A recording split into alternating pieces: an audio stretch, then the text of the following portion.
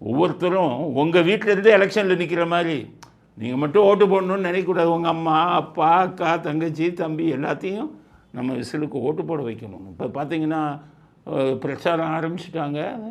இளைஞர்கள் பூரா வீடு வீடுக்கு போய் விசிலை கொடுத்துட்டு வராங்க. ஸோ அந்த சின்னம் வந்து நல்லா அமைஞ்சு போச்சு. எல்லார் கையிலையும் சின்னம் இருக்கக்கூடிய ஒரே கட்சி இவங்க தான். வேறு எந்த கட்சிக்கும் அது இல்லையா?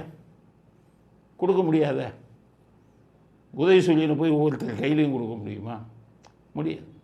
தாமரையை போய் ஒவ்வொருத்தர் கையிலையும் கொடுக்க முடியுமா? முடியாது. ரெட்டையிலையை கொடுக்கலான்னு எத்தனை ரெட்டையிலையை கொடுங்கிறது மரமுறை அழிஞ்சு போயிருமா? கொடுக்க முடியாது. காங்கிரஸுடைய கையை போய் எல்லோரும் கொடுக்க முடியுமா?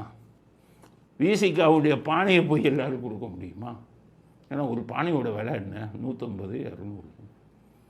இவங்க அன்புமணி மாம்பழத்தை போய் இப்போ கொடுக்க முடியுமா? ஒரு மாம்பழம் 50 ரூபா, 100 ரூபா. ஸோ யாராலையும் சின்னத்தை கொடுக்க முடியாது. ஆனால் விசில்ங்கிறது 2 ரூபா. அதுவும் மொத்தத்தில் ஆர்டர் போட்டிங்கன்னா 1 ரூபாய்க்கு கூட கிடைக்கும். மொத்தத்தில் லட்சக்கணக்கில் போட்டிங்கன்னா 1 ரூபா 2 ரூபாய்க்கு கிடைக்கும். அது அவங்களுக்கு வசதியாக போச்சு. அதனால் வீடு வீடுக்கு போய் இதை கொடுத்துக்கிட்டு இருக்காங்க அப்படிங்கிறது. அதனால் எங்களை பொறுத்தவரை திமுகவை தோற்கடிக்கக்கூடிய சக்தி யாருக்கு வருதோ அவங்கள நாங்கள் கண்ணை மூடிவிட்டு ஆதரிப்போம். தேர்தல் வரும்போது பார்ப்போம்.